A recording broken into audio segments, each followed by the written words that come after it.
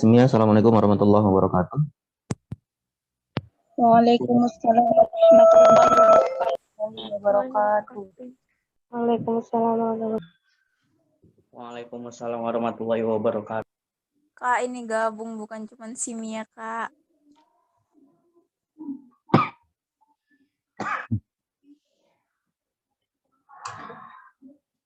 Ya, kita tunggu sebentar ya partisipannya bergabung dari 11 IIS biar sekalian saja.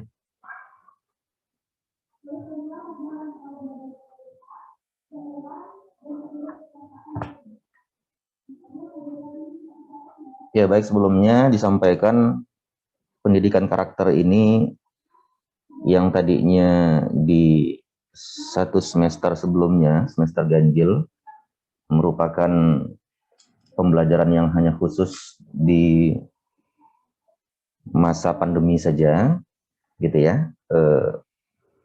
Namun dengan kebijakan madrasah per semester genap ini dan untuk seterusnya, pendidikan karakter menjadi pelajaran salah satu yang bahkan diperuntukkan di kelas unggulan, karena insya Allah kedepannya mulai tahun pelajaran 2021, tahun pelajaran ini ya, pendidikan karakter termasuk bagian dari kurikulum yang ada di kelas unggulan ya, karena insya Allah madrasah kita akan membuka kelas unggulan dimulai dari 2 rombongan belajar ya, 2 kelas, 2 rombel dimulai tahun pelajaran ini, begitu ya.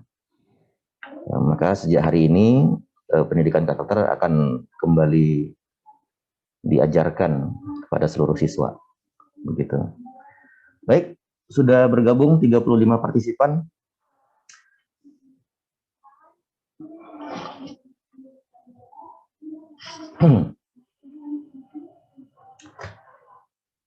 Ya, Kakak mengantarkannya begini ya. Gunakan kolom chatnya, kolom komentarnya, sekalipun mungkin satu arah, kakak menyampaikan, kalian mendengarkan, tapi kakak bisa melihat responnya di kolom komentar. Oke? Sebelumnya coba aktifkan dulu seluruh kameranya agar kakak bisa pantau juga. Baik, terima kasih, langsung respon. Ya, kita lanjut. Sekali lagi kolom komentarnya digunakan menunjukkan kalau apa yang kakak sampaikan bisa kalian respon dengan baik. Ya, waktu tersisa hanya 10 menit memang, tapi kita maksimalkan karena pembahasan pendidikan karakter ini asiknya memang secara praktek ya. Kita berharap nanti di situasi normal, mungkin saat kalian kelas 12 kali ya, lebih banyak pembelajarannya langsung belajar dari alam. Karena karakter itu biasanya terbentuk dari nilai-nilai yang kita ambil sebagai contoh dari lingkungan, dari alam, dari situasi kehidupan kita. Begitu ya.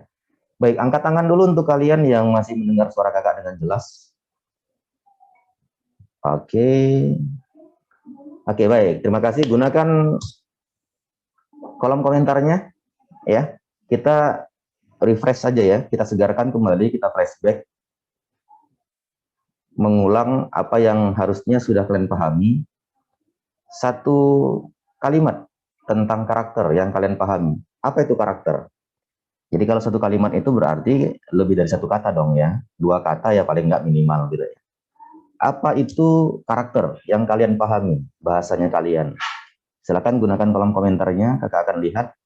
Kalau sudah dapat poinnya di situ, itu akan kita kembangkan jadi pembahasan di pembahasan 10 menit ini ya. Oke. Gunakan kolom komentarnya, silahkan chat apa itu karakter menurut pemahaman kalian dengan bahasanya kalian. Sifat dan sikap yang melekat dalam setiap diri individu. Oke, sifat ya. Poinnya masih kakak tunggu dari yang lain. Kepribadian. Oke, sifat kepribadian seseorang. Tingkah laku. Oke. Akhlak. Oke, kakak dapat poinnya. Ya, kita biasa menyebut dengan istilah di kita akhlak, gitu ya. Baik, tingkah laku. Oke, tadi sudah ada. Sifat, tingkah laku, akhlak tadi sudah dapat poinnya. pernah dengar kata tabiat kali ya? Ya, tabiat itu juga ya adab. Oke. Akhlak, adab. Baik. Kakak pikir cukup. Poinnya kakak kembangkan, ya. Karakter itu sifat, perilaku, oke. Tabiat, akhlak tadi kalian tegaskan, adab gitu ya. Seseorang, oke. Dan jangan lupa ada poinnya yang membedakan dengan orang lain. Itu. Ya. Karakter atau tabiat yang biasa kita sebutnya atau akhlak tadi sifat yang membedakan kita dengan orang lain. Jadi poinnya di situ ya. Yang membedakan seseorang dengan yang lain. Itu karakter gitu. Jadi ada karakternya yang baik, ada karakternya yang buruk, ada karakternya yang middle. Iya, kadang-kadang dia baik, kadang-kadang dia buruk. Itu kan manusiawi ya. Al-imanu qad yazid wa qad yanqus. Iman itu kan kadang nambah, kadang ngurang. Saat imannya nambah, dia berkarakter baik. Saat imannya nurun, berkurang, karakternya juga bertindak hal-hal yang tidak baik. Kenapa? Karena memang karakter itu sifat kejiwaan. Gitu. Maka seseorang yang sakit jiwanya, ya karakternya otomatis ya tidak baik, gitu ya. Sakit jiwa kan biasa ya. Oke, poin kejiwaan deh yang mau kita angkat ya, bahwa karakter itu adalah sifat-sifat kejiwaan. Gunakan juga dengan kolom komentarnya yang kalian pahami tentang kejiwaan. Tadi sudah kita ini ya, kita pahami bahwa karakter itu tabiat, sifat-sifat kejiwaan seseorang ya, yang membedakan dengan yang lain gitu ya. Jadi sifat kejiwaan seseorang yang membedakan dirinya dengan yang lain, itu karakter. Jadi itu poinnya. Jadi menjawabnya harus tuntas, karena pasti berbeda. Setiap orang berbeda karakternya. Itu. Sekarang kita naik grade-nya soal kejiwaan. Apa yang kalian pahami tentang kejiwaan? Silakan gunakan kolom komentarnya. Bahasanya kalian aja. Kejiwaan.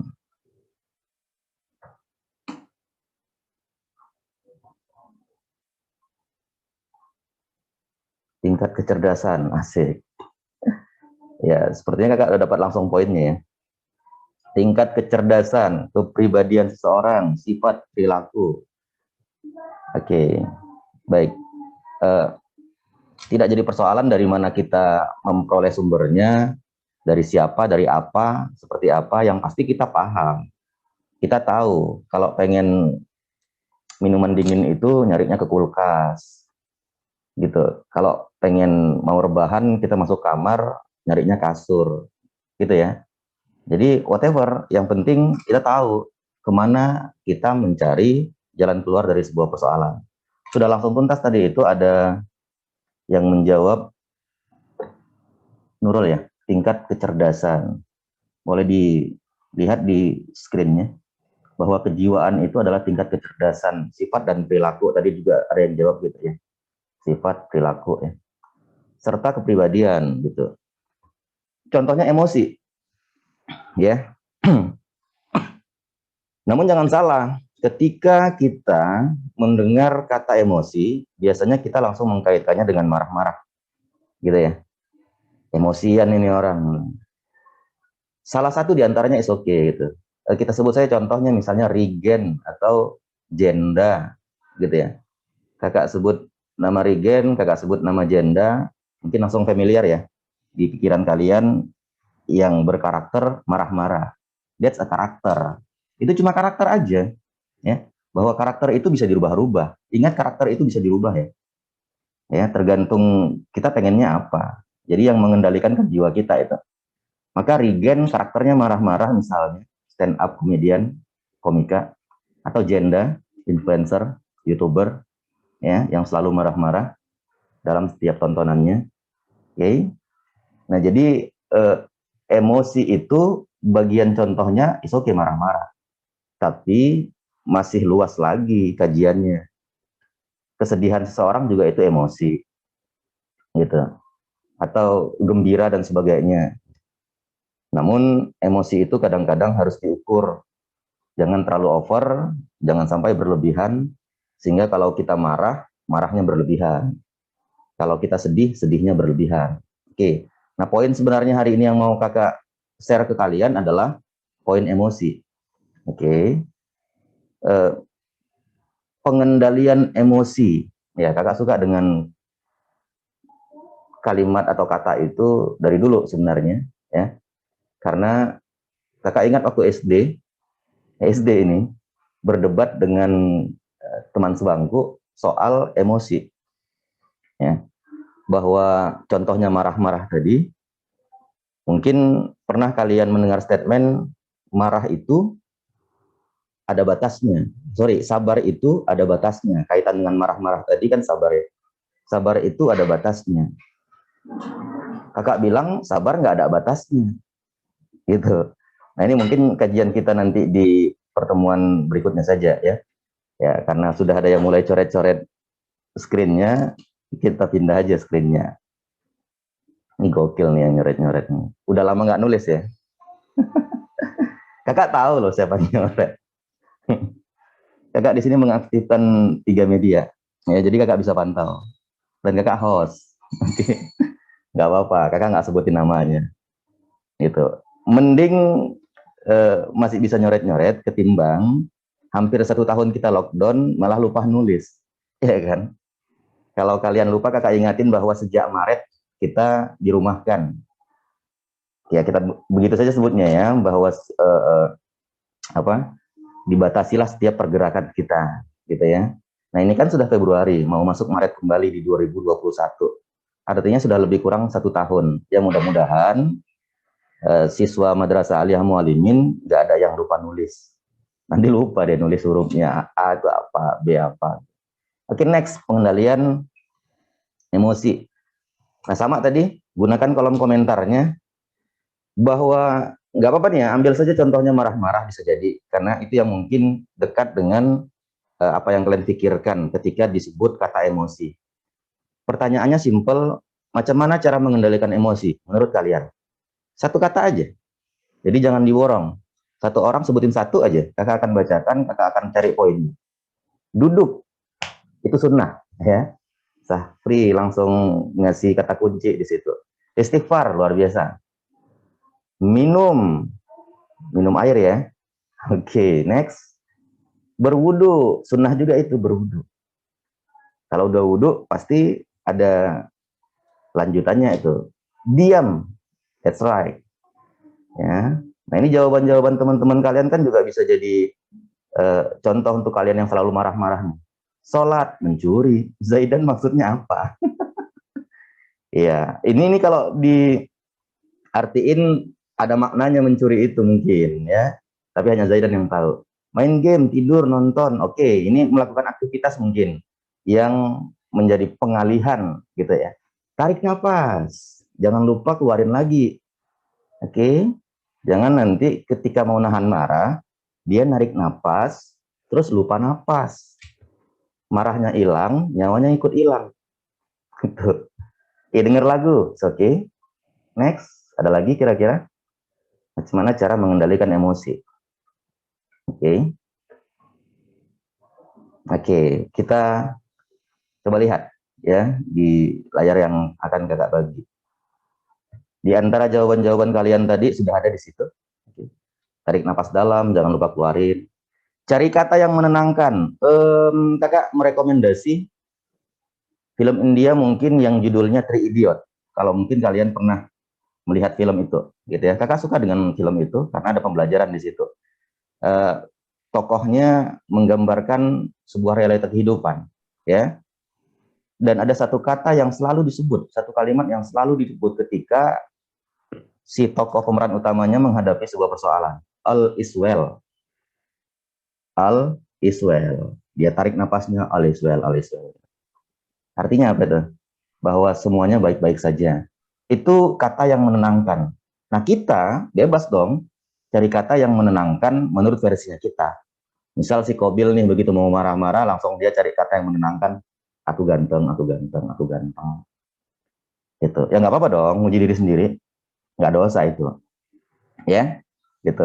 Nah, jadi kata-kata yang menenangkan itu juga bisa menjadi cara kita mengendalikan emosi. Dengerin musik tadi ya.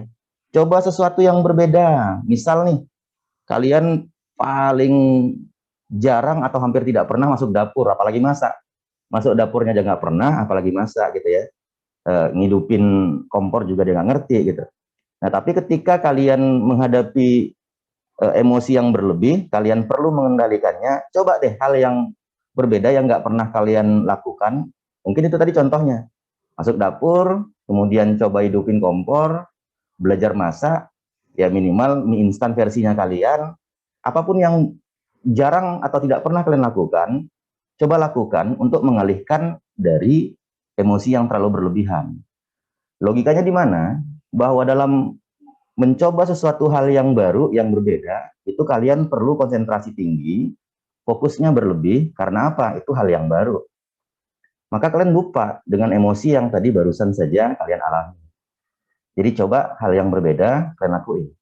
Atau yang nggak biasanya camping, nggak senang camping, coba deh camping. Kira-kira gitu. Dia anti naik gunung, tapi karena sedang meledak-ledak emosinya, dia coba naik gunung. Kenapa? Karena pasti dia fokus terhadap pencapaian yang baru itu. Aduh, aku pengen naik gunung. Coba deh sesuatu yang berbeda itu. Dia lupa bahwa dia punya masalah. Gitu. Nah, jangan bicara atau diam. Tadi udah disebutin. Gitu ya. Berhenti sejenak. Kalau misalnya lagi marah-marah, dia uring-uringan ke sana kemari atau apa gitu ya. Nggak jelas, ya coba berhenti sejenak, duduk, diam.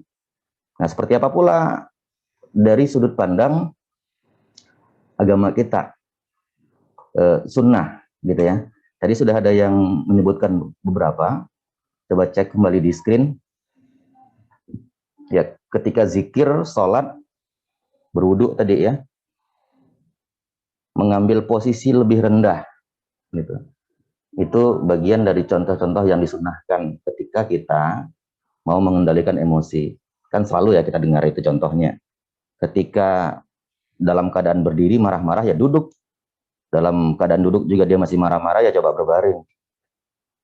Udah berbaring dia juga masih marah-marah ya udah berhenti napas aja. Ya, intinya cari posisi yang lebih rendah. Gitu. Jangan kebalik. Ini kadang-kadang kan misalnya kita nih laki-laki nih lagi nongkrong minum kopi satu meja, tiba-tiba ada perbedaan pendapat, kemudian dia tinggikan suaranya, bukan malah diam, gitu ya. Malah sebaliknya kita lakukan, dia tinggikan suaranya, kemudian dia berdiri, bukan malah duduk atau jongkok atau malah berbaring. Jadi hal yang sebaliknya sering kita lakukan. Dia tinggikan suaranya, dia berdiri, dia gebrak meja. Ujung-ujungnya emosinya nggak terkendali, malah makin meledak-meledak. Kan gitu ya. Oke, Kakak pikir cukup poinnya udah ketemu, bahwa berangkat dari karakter yang kita pahami adalah karakter tadi, kejiwaan, sifat, tabiat gitu ya, yang membedakan pribadi kita dengan orang lain. Oke. Bicara kejiwaan berarti bicara tingkat kecerdasan, maka tingkat kecerdasan itu dicontohkan dengan emosi. Emosi bisa dikendalikan, caranya tadi sudah disebutkan, dan hal-hal yang sunnah itu harusnya menjadi kebiasaan kita. Maka ketika emosi kita berlebih, over, meledak-ledak, harusnya kita diam, harusnya kita mengambil posisi yang lebih rendah, harusnya kita berwudu, harusnya kita sholat, bukan sebaliknya yang kita lakukan seperti biasanya kita saat emosi. Oke, Kakak pikir itu sekalipun jarang, tapi mudah-mudahan satu pertemuan bisa bermanfaat dan berkesan. Semoga ya. Terima kasih. Tidak ada pertanyaan hari ini. Nggak ada pertanyaan lah ya. Kalau ada pertanyaan nanti kan ada di grup. Yang sering nanya itu bahkan ngejapri itu si apa ya? Kadang-kadang kakak juga nggak bisa jawab pertanyaan. Si Ramji. Iya Ramji. Kakak pengen kenal Ramji. Kadang-kadang kakak posting apa dia nanya. Gak apa-apa. Oke. Mana Ramji ya? Ramji nggak? Coba Ramji say hello dulu. Ramji. Nggak ada ya, nggak hadir ya di sini. Gak ada, Kak. Nggak ada ya, oke. Baik, terima kasih. Mudah-mudahan kita masih dalam keadaan sehat dan tetap sehat pastinya. Kalau pemerintah menganjurkan 3M, kita dengan versinya kita tambah aja M-nya, bisa 5, bisa 10. Karena di antara menggunakan masker, di antara menjaga jarak, di antara sering mencuci tangan, kita juga bisa membuat MM yang lain. Yang pasti kita yang tahu macam mana membuat kita sehat pastinya. Dan jangan lupa berdoa. Semoga situasi kembali normal dan kita bisa menjalankan aktivitas seperti biasanya. Amin ya rabbal alamin. Terima kasih. Assalamualaikum warahmatullahi wabarakatuh. Waalaikumsalam warahmatullahi wabarakatuh.